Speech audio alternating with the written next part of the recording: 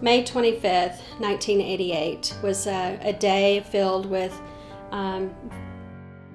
happy, joyful time, as well as emotions that were very hard to endure.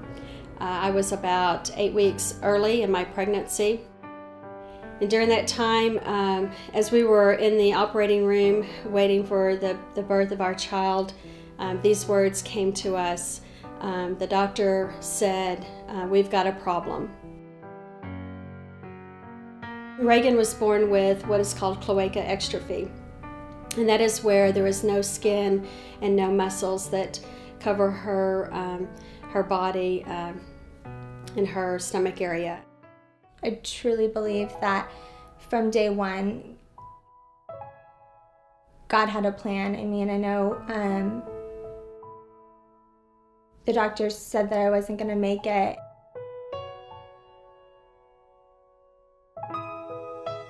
I had an experience in second grade where I was in the ICU in a coma, and I was having internal bleeding, and the doctors told my mom to go ahead and plan my funeral.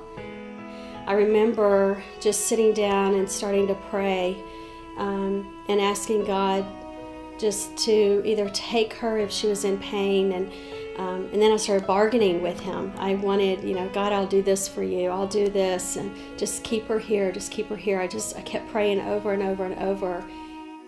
I had an out-of-body experience, and so I saw my body lying there, and I remember at age 7 just praying that God would let me live so that I could live a life for him. And at that point, and it was as if I could just hear his voice, God said, "Do you get it? I didn't give Ragan to you because you were strong. I gave you Ragan to make you stronger. And what are you going to do with it now? What are you going to do that will glorify me?" Ragan's Hope really focuses on families that have had a child with a catastrophic illness. We are not one that goes and just does specific cancer or MD or anything like that. We are there for any type of catastrophic illness. All of our volunteers are part of the prayer team, so you get daily updates on the children as we get those.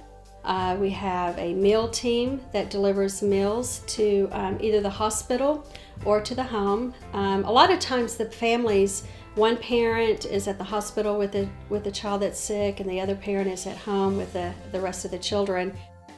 We have a on-call team. That on-call team is one that does a lot of things around the house, whether that be mowing the yard, fixing a fence, we're making just repairs, cleaning the house, anything that's needed. We have a card team that writes cards to families. Those are cards of encouragement. We do have a financial team as well that works on donations and gets fundraising going for that. And then we have a team that does a lot of just data entry and assistance with clerical things. We never left the hospital, so the last thing you want to worry about is your lawn, your being mowed, paying bills, going to work. I mean, just stuff, it's your child. You don't know if they're going to make it or not. I mean, she came, I think, every day asking us what we needed. I remember gas cards.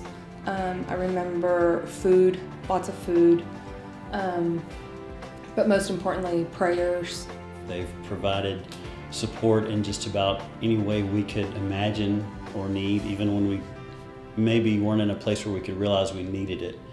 It's been through meals and, of course, prayer and visits at the hospital, at our home, gifts for our children at different holidays, just a friend to be there and to provide really whatever support we've needed. I remember when one gentleman came and talked to me that he'd been through the exact same thing with his son, and I asked him, "How was your son?" And he said he passed away.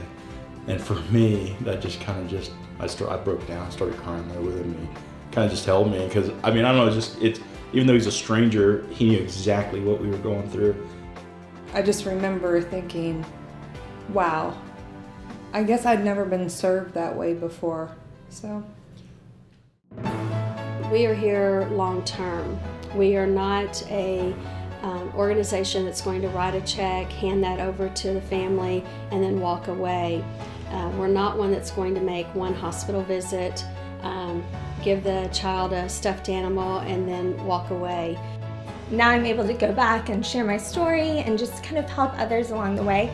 So I feel like it's been such a blessing, and I just encourage anyone that's going through any kind of struggle and anything to just set their mind on what the outcome could be and how that could impact their life and many others.